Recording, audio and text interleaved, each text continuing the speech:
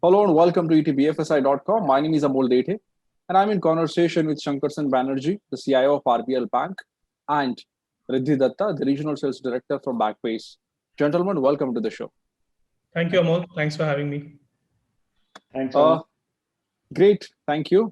Glad to have both of you here, and it's our endeavor to, in fact, try and connect and get the perspective from BFSI companies and the tech companies as well. Mr. Banerjee, to start with you, I will ask you first. You are kind of a youngest bank in the country and adopted a lot of digital innovations. If you could give us some sense on how can banks align reinvention and digital banking strategies, would like to have your perspective. Banks for a long while only competed with other banks, and therefore there was a certain amount of cohesion in the directions that all of them took. We were all very physical, branch centric, Right, and paper centric. And now that has changed of late. We have started being forced to compete with a lot of digital players, right, and therefore, and also our customer base has become far more digital than it used to be. yes, So therefore, we have started transforming to meet both the competitive challenge and the transformation in our customer right, expectations. This has forced us to become far more digital than we used to be. yes, It's not just our retail customers that are digitally savvy. Our corporate customers, our commercial customers, our trade finance customers have all become much more digitally savvy, and therefore they have started expecting us to become equally or more digitally savvy. That's really how our transformation started. We, as RBL Bank, have been investing in this for a while.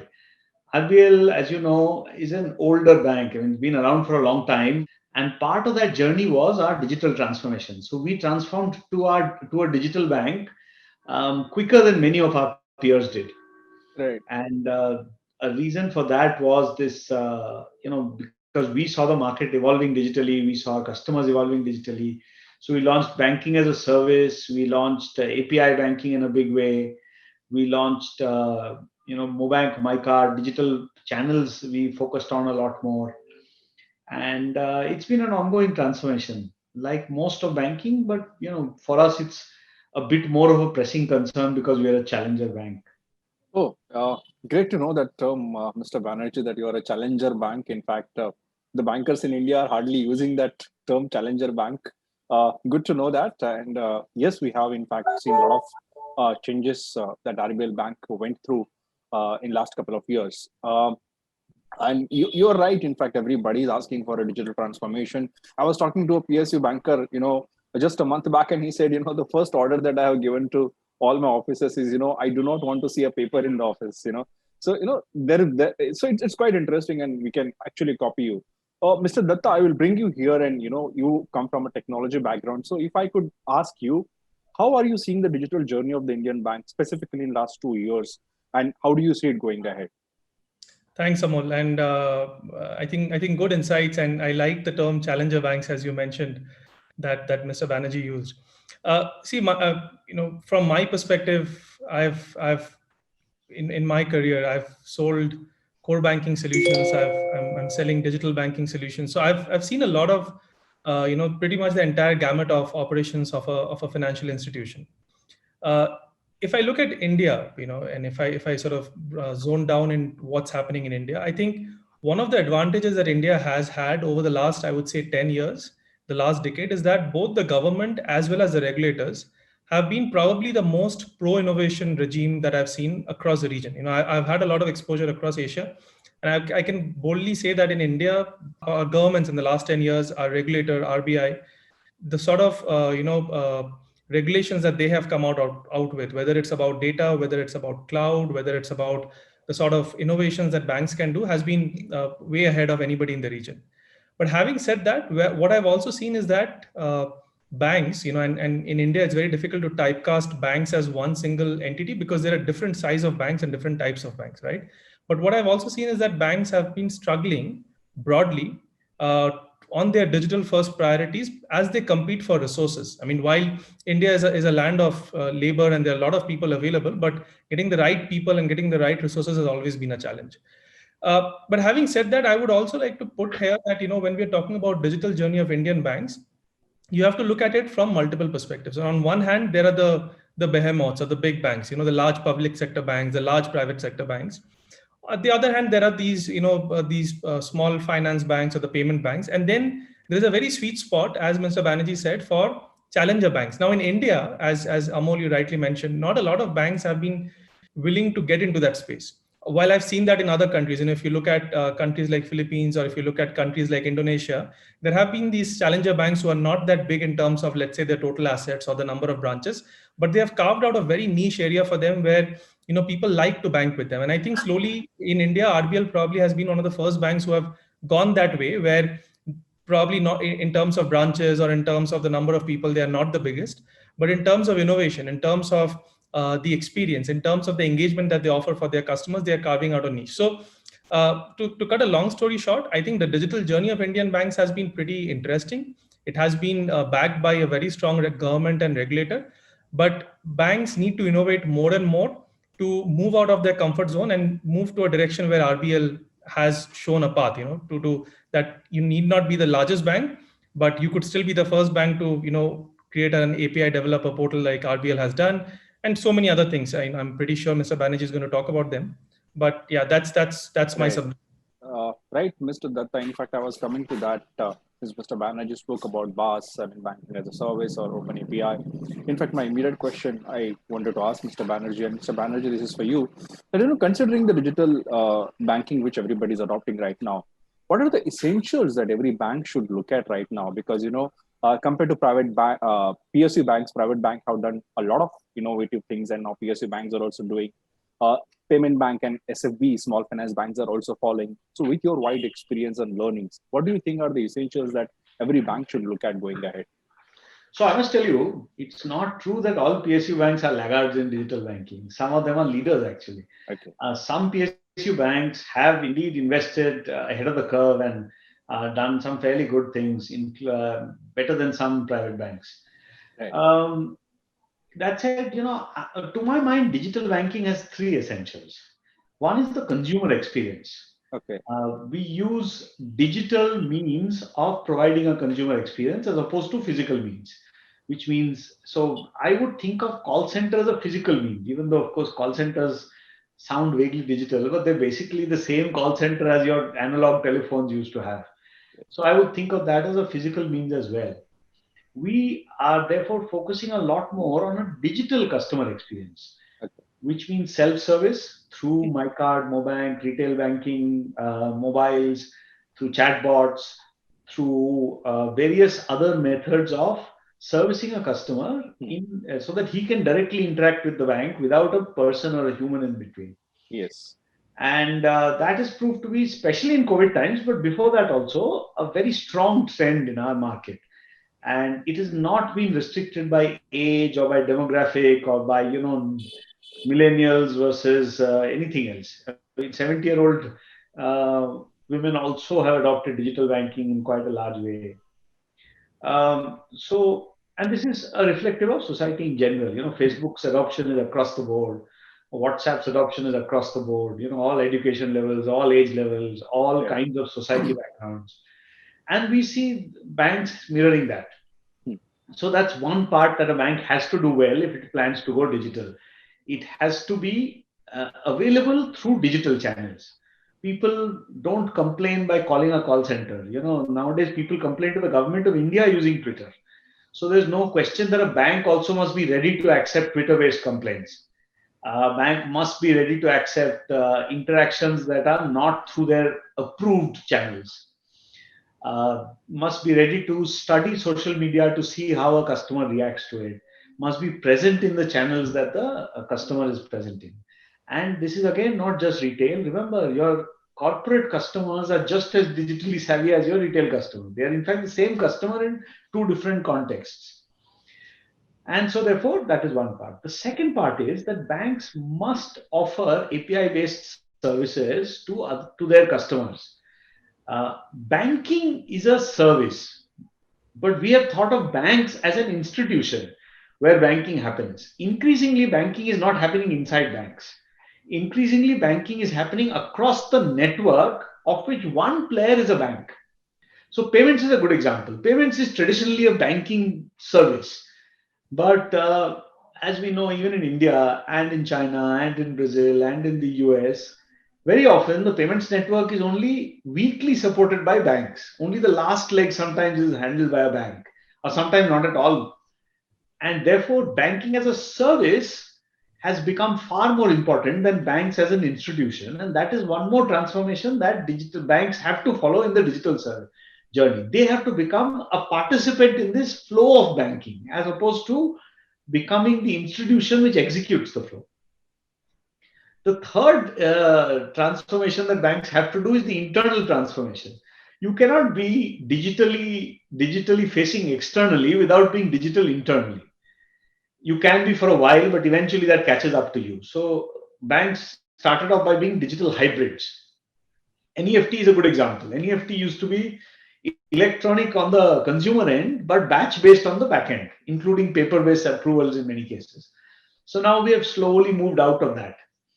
And things like IMPS or UPI have even from scratch have no such manual interface. They are straight through processing right from day one. And banks increasingly have to become that. Internally also, we have to become straight through processes. Otherwise, this digital hybrid model, where we take a traditional model and add the digital interface, does not scale beyond a point. Beyond a point, it becomes a fight between the limitations of the internal process and the promises of the external process. So everybody goes away unhappy after a while. And that is a challenge that banks have increasingly faced. Some banks have faced it much worse than others, Right. but almost every bank is transforming to face this challenge, these three challenges. I think you gave a detailed perspective. In fact, I would like you to speak more on VAS.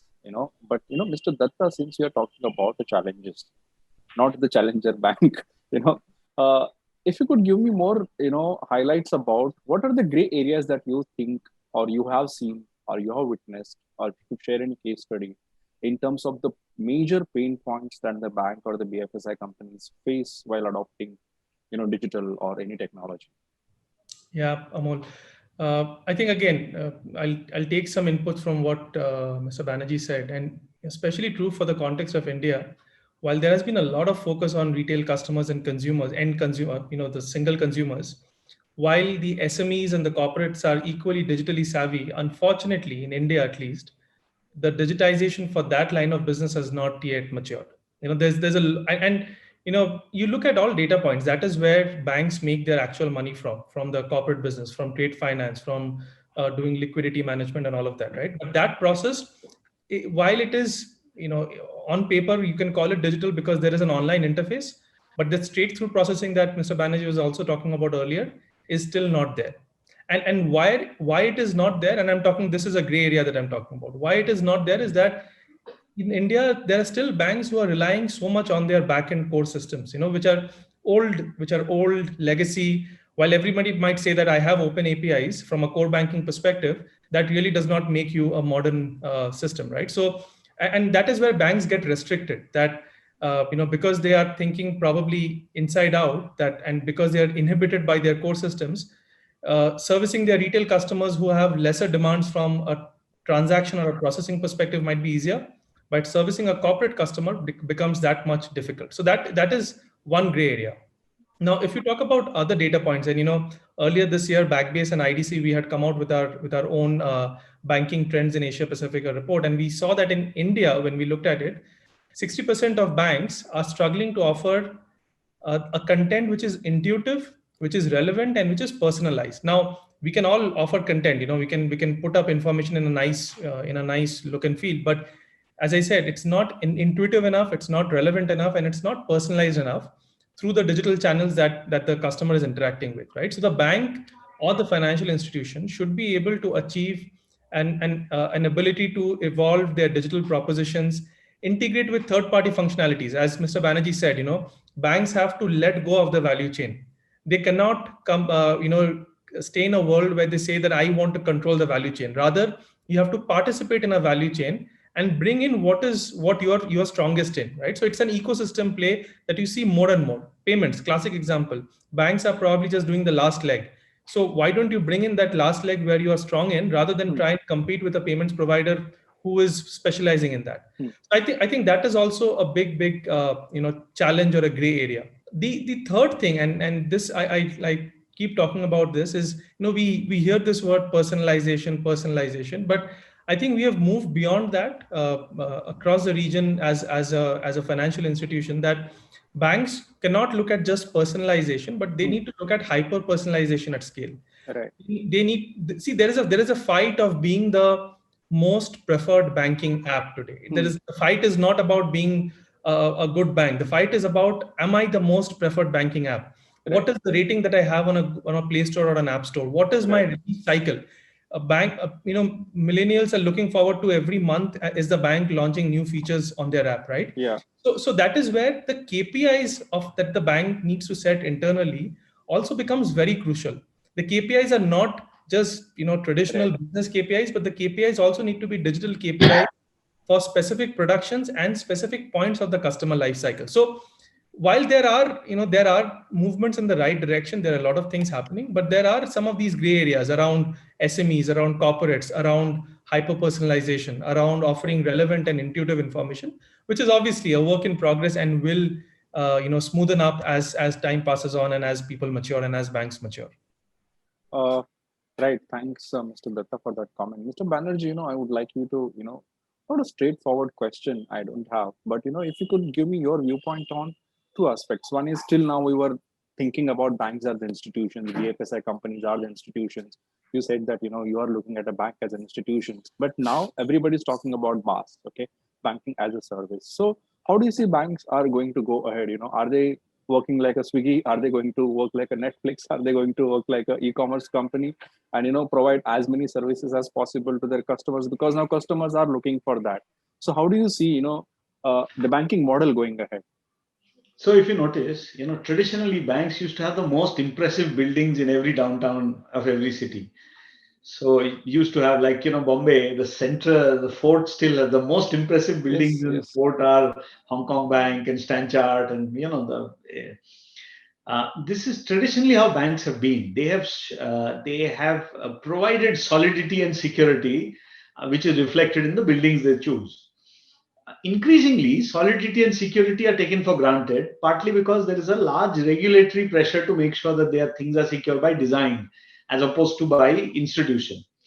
And therefore, there is this move away from this core assumption that banks are solid and secure, or the core value of a bank being solid and secure with your money, to being more service oriented. How does a bank provide better service to the customers that need banking services? This redefinition is a bit difficult for banks, because we are also struggling with what exactly better service means. And in the banking as a service model, better service often does not mean what traditionally it used to mean, because you can't have a call center for an API based. A server will not call your call center, right? So what does a server to server communication, what do people expect as better service? And we realize there are a couple of things that we expect. One is extremely high transaction volumes relative to what we have today. Now, today, most banks are 20 to 30 transactions per second. Some are 50. Most banks globally don't exceed 100 transactions a second. Compare this to capital markets, which routinely exceed 500,000 transactions a second. And therefore, it's a big gap. And Alipay, for instance, Alibaba Singles Day is coming up. Alibaba Singles Days last year was 600,000 transactions nearly per second for long periods of time, not just 1 second. And obviously, Alibaba's back-end payment gateway needs similarly 600,000 payments per second, right? And increasingly, banks are being left out of this profitable market because they are still at 30, 40, 50 transactions a second. People are saying, okay, then I'll do it directly myself. Why should I go to a bank? But we are hoping that, except for the largest customers, if we can scale up, other customers will say, why not go to a bank? Why should I build my own payment infrastructure? If the bank can provide the kind of service that we are expecting, we have to therefore scale up to that expectation, which we think is not less than a few thousand transactions a second. Most people will not want 500,000, but most people will want a few thousand, which is still much bigger than we have today. The second is in straight through processing, a big element of service is real time instant reconciliation and transaction status. This is again not something banks are very good at doing. We tend to keep all this information within ourselves. And there are lots of concerns, and we have to work through those concerns. There are privacy concerns, there are regulatory concerns, there are all kinds of other concerns in sharing transaction update statuses, and we have to be careful about it. But the fact is, it is his transaction, so it is his statuses. There is no legal barrier. There are a lot of procedural barriers, and those we have to overcome. And typically, we realize that banking as a service, customers expect that as good service, that they can be constantly updated as to what is happening in their transaction, and therefore be able to report back to either their other systems or their transactions or their fraud management engines or their customer management engines what these transactions are and where they are. So this communication of metadata, of transactions, of demographics, of statistics, that again is something that banks are learning to do. And if you see in the rest of the financial world, capital markets learned to do this some time ago because of automated trading. Automated trading is now the big trading. Automated trading is all, you could say, capital markets as a service. Yes. Yeah, humans don't interact with the market. That went away some years ago. And therefore, they learned to do this servicing of statuses or metadata in real time in high volumes. Banks are now learning to do it for the rest of the financial institutions. I think that's two a key very aspects good. of servicing that I see as the game-changing requirements of today. I think very well answered. In fact, it's an honest opinion. In fact, a perspective to say that which way the customers would like to have their service on. I think because most of the customers are also looking for a Swiggy-like experience, Netflix-like In fact, experience. Swiggy is a good example. At Yes, Swiggy, yes, they tell you have ordered. Okay, restaurant has accepted. Kitchen is cooking the meal. Person has picked up the meal, is on his way. You can see within the 20-30 meters of where he is, right? That is the kind of transactional information that if you transferred $500,000 from India to US, you will not get. You will get it for a 20 rupee pizza. You will not get it for $500,000 transfer. $500,000 transfer, you will get a status saying in progress. right. Then 2 days later, if you're lucky, you will say it has reached. That's it. Nothing Right. in between. Yeah, I mean, at least we can see some improvement in NEFT. I've never actually transferred $500,000, just to tell you. But it doesn't matter what the amount is. The fact is, we are not geared to this kind of real-time update, and people want that Swiggy-like experience. No, I agree with you. Why I said this is because most of the times when I speak to CIOs or CTOs, they use this interesting terms. We want to give a Swiggy-like experience or Netflix-like experience. That's why I said which sounds really good. And yes, I mean that's quite. So in fact, it's a very good point that you said that how to offer a better service is also under evaluation. What will customers like is also under evaluation. Mr. Datta, we are seeing a different trend now. We spoke about challenger banks, though India doesn't have any challenger bank as such. There are many banks like Mr. Banerjee said that who aim to be adopt an innovation like a challenger bank. But we have a lot of fintechs, we have a lot of neobanks emerging, and they are trying to offer a model which is kind of similar to challenger bank, and they're going to offer a better service, and everything is in a seamless manner. How do you see that proposition ramping up in the BFSI space now? Yeah, I was expecting this question, Amol, because in all discussions, we end up talking about neobanks or greenfield banks. But I think it's a good segue because we spoke about the Netflix and the Swiggies, right? What is important to see, and you also mentioned, Amol, that there are a lot of CIOs and banking executives who say that we want to offer service like that. What is important to see, and I'm pretty sure Mr. Banerjee in RBL has definitely seen through that, is that where a Netflix or where a Swiggy really sets itself apart is the fact that they are in the platform play. And again, platform play is a very, very broad term, but what are we trying to solve through a platform play? I think basic things that we are trying to solve is one, let's try and bucket it into 4 different areas. One is that it's through a platform play, you're trying to offer a customer experience that meets the expectations of speed of execution. I think Mr. Banerjee was saying that you can see where your order is 20 minutes, 5 minutes. So it meets that expectation of speed of execution as well as the personalization via the channel of choice. So it will remember you as a customer. It will remember the context of a customer. That is the first thing. The second thing, I spoke about relevant and intuitive information earlier. So the second thing is excellence in business processes, both internal and external, that will matter to that particular customer at that particular point of time. It cannot be broad based. It cannot be like a cookie cutter application, which is like one size fits all. So that is the second thing. The third thing is, again, I spoke about hyper personalization and scale. So it has to be those personalized customer interactions, which is built on knowledge and insights of the customer. Now, for that, I'm not saying that we need to go full blog, full hog like into AI and ML. No, those are definitely good things to do. But you can start with small things. You can start tracking events of customers that they are doing on your application, and based on those events, create simple rules to create those personalized customer interaction, right? So I'll give you a very simple example. From a corporate banking perspective, look at a customer's cash flow. If you can project the cash flow in the future and you can see that 2 months down the line, there might be a potential negative cash flow that he or she will have, can you push in an overdraft saying that, hey, it seems that you will go negative a couple of months down line because of your payables and receivables. Why don't you look at this overdraft? So those personalized customer interactions built on the insights that you have of the customer.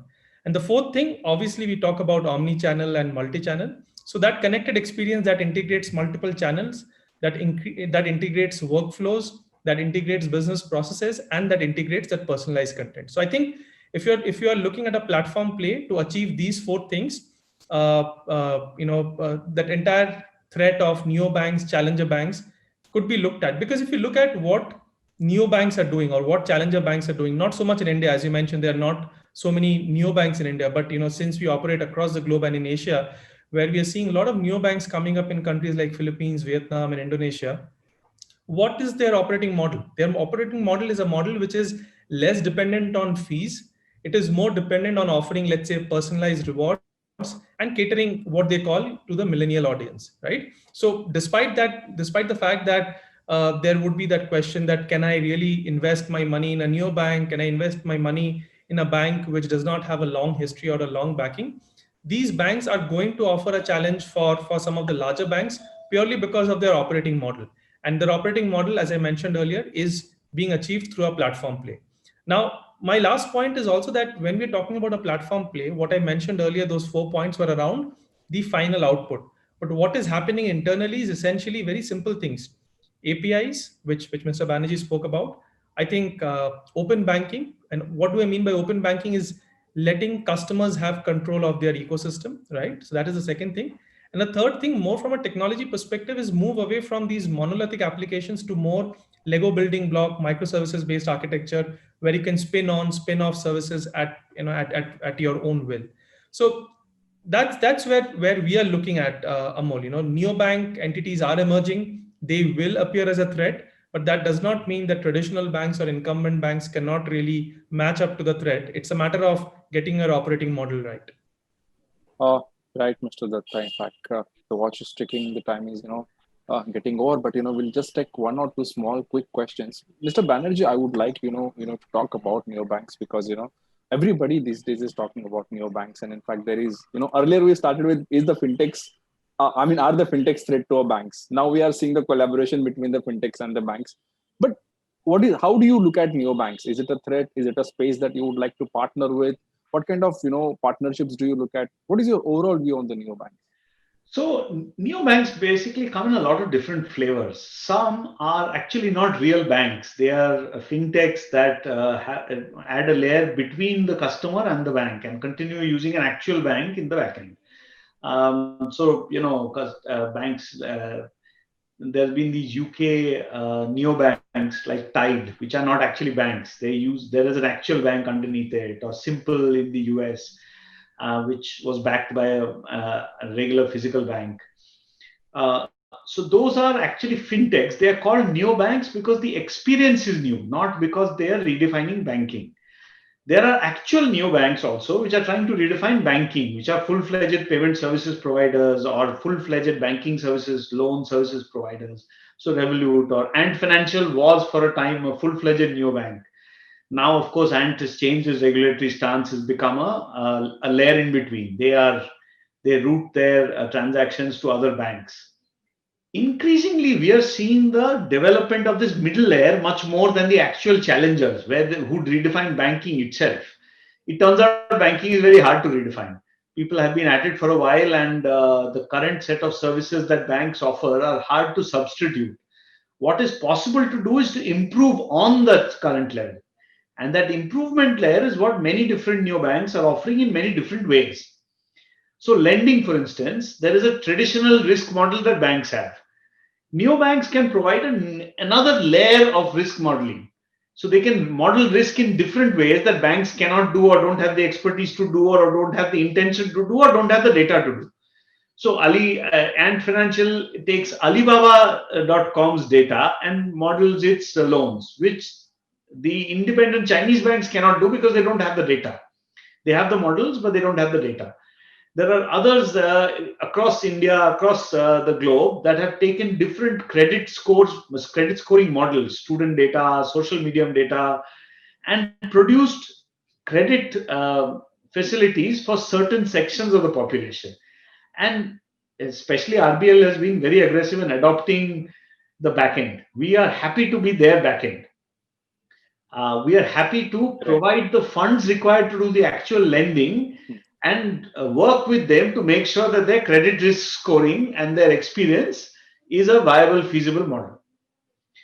So that is a very common place for banks and fintechs to partner with. On the others, where people have tried redefining banking, and there are, especially in Europe, this has become a few banks have started trying to redefine banking.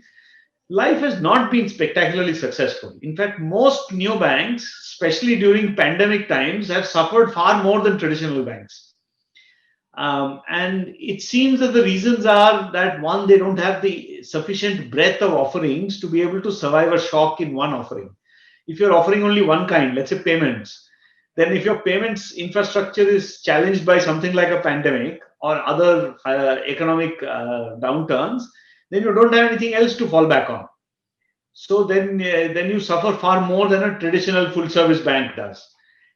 And there are other cases where people have seen their models not quite work out the way they expected, in which case, of course, they, again, same thing, they don't always understand how to lend.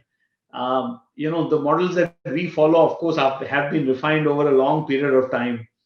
They may not be the best models, but they are definitely well understood. So their downsides are understood as well as their upsides. In some cases, the upsides are well understood of the new banks, but not their downsides. And sometimes that creates a lot of challenges. And this is true of other industries, other emerging industries as well. E-commerce, many e-commerce players did not survive because they did not understand the costs of e-commerce and not just the market penetrating benefits. Right. So we see something similar will happen to banks. Okay. Some new banks will eventually get the mix right and be spectacularly successful.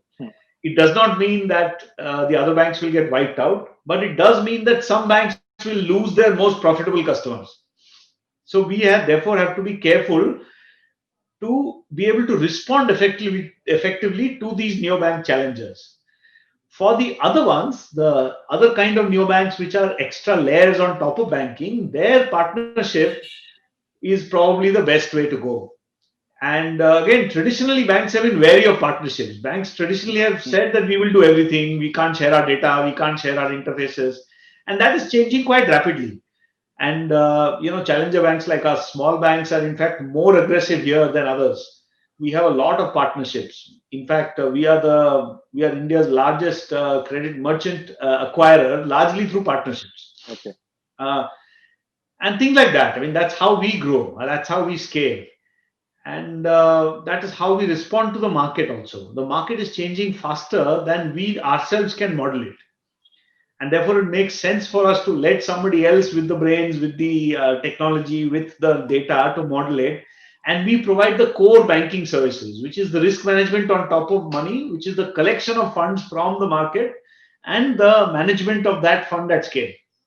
I think that was a detailed answer, Mr. Banerjee, on the neobanks. And yes, your points are valid that, neobank, could not do much better in the pandemic compared to the traditional banks. In fact, there are a lot of reports about the Australian bank called Ginger, and everybody has spoken about it. But now, and everybody was talking about the growth story, but in pandemic, we have seen a major problems, that bank is facing in Australia. So I think, yes, all these emerging models sounds good, but I think, yes, they don't have that traditional experience, which, the most of the institutions like you have.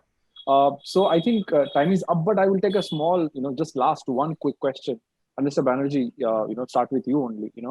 Let's discuss the future of banking as quick as possible, and tell me, what is going to be the future of banking? Is it going to be platform? Is it going to be service? How do you say it? So banking will boil down to a few things. One is banks, all said and done, their main role is to collect savings from a large number of people and efficiently deploy that money. That is the core role of a bank. The core role of a bank is not branches and interfaces and customer service. The core role of a bank is to aggregate money, savings from a large population, and then deploy those savings in a well managed, risk managed way to the industry.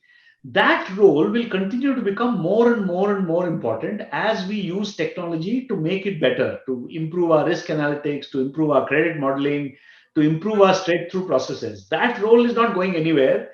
Not only that, that role is growing bigger and bigger and bigger. As economies expand, banking as a service becomes more and more important. And so that we will continue to do well and better and better. The second part is we also deal a large amount of time with actual transactions.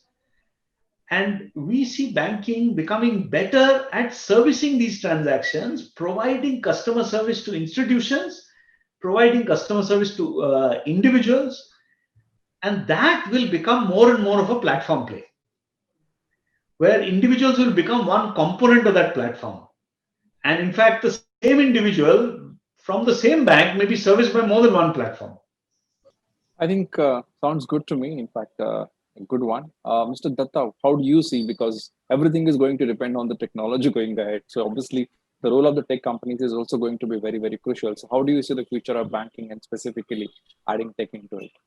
So I just try to sum it up in 4 questions, and these are questions that we try to help banks and our partners solve, right? As Mr. Banerjee said, a bank's role is very limited: collect money and distribute the money in other places to sort of earn interest. But the 4 questions where we try and help, and I think that's important, is first, as a bank, how do you distinguish yourself from others? Because there is not a lot to differentiate when it comes to offering. So how do you distinguish yourself? That is one. Second is, are you focusing enough on the customer? Everybody obviously focuses on the customer, but are you focusing enough on them? I mean, looking at insights, looking at data, looking at content, right? So that is the second question. Third is, I like talking about it, but how do you scale? The benefits of reusability, repeatability, plug and play, flexibility, right? How do you scale? And that is where a platform story comes in to help you win the digital race, customer by customer. And the fourth question is, you have done all of this, you have distinguished yourself, you're focusing on customers, you are scaling, but how do you sustain that journey? It's not about the next 2 years or 3 years, but this digital race is an ongoing journey, right? So how do you sustain this? So if a bank is able to get an answer for some of these questions and then solve those particular points, I think that is where the future of banking would lie, and it would not be a one size fits all for all banks. Every bank will find their own niche, every bank will find their own sweet spot, and they will innovate around that. So that's my point here, Amol. Well, thank you so much for that note, Mr. Datta. And also thank you so much, Mr. Banerjee, for sharing the perspective. It was great to have you on etbfsi.com. Thank you so much for your participation.